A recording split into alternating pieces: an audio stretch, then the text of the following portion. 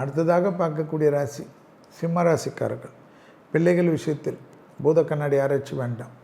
அதேபோல் வெளியிடம், தொழில், உத்தியோகம், பயணம் எல்லாம் காணப்பட்டாலும் தேவையில்லாத இரத்த பந்த உறவுகளால் தேவையில்லாத மன வருத்தமும், தாய் வழி உறவு, தந்தை வழி உறவுடன் தேவையில்லாத சிக்கல்களும் கஷ்டங்களும் ஏற்படலாம். அலட்சியப்படுத்துங்கள்.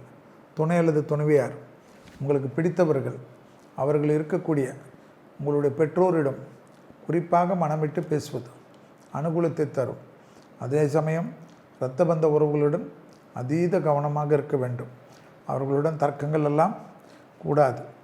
கடன்கள் தீர்வது, அசைய பொருள் சேர்க்கை ஏற்படுவது, வியாபாரத்தில் அனுகூலங்கள் ஏற்படுவது, தொழில் நிமித்தமாக ஏற்றங்கள் ஏற்படுவது, இழுபறியாக இருந்த நிலைமைகள் படிப்படியாக மாறுவது, தொழில், உத்தியோகம், வியாபாரம், படிப்பு சம்பந்த எல்லா விதத்திலும் ஏற்றத்தையும் நம்பிக்கையும் அதிகமாக பெறக்கூடிய ராசி சிம்ம ராசிக்காரர்கள்.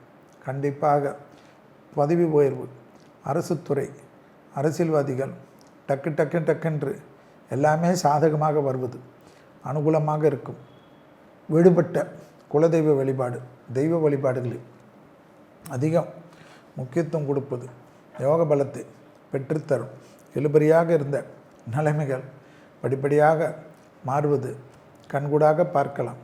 கொடுத்த வாக்கை குடும்பத்திலும் வெளிவட்டாரத்திலும் காப்பாற்றக்கூடிய அமைப்பு பிரதிதினப்படுத்தாலும் பொறுமையாக கையாளுங்கள். கண்டிப்பாக பாதம், அதீத கவனம், பயணங்கள், புதிய இடத்தில் அதீத கவனமாக இருக்கக்கூடிய ராசி சிம்ம ராசிக்காரர்கள். உடன் மேலதிகாரிகள் எல்லோரு விஷயத்திலும் பொறுமையாக கையாளுங்கள். நிறைய நல்லது நடக்கும். சிம்ம ராசிக்காரர்களுக்கு எப்பொழுதும் அனுகூலங்கள் ஏற்படுவதற்கு படுத்திருக்கக்கூடிய விஷ்ணு அவதாரத்தையும் மகாலட்சுமி வழிபாடையும் ஏற்றத்தை தரும்.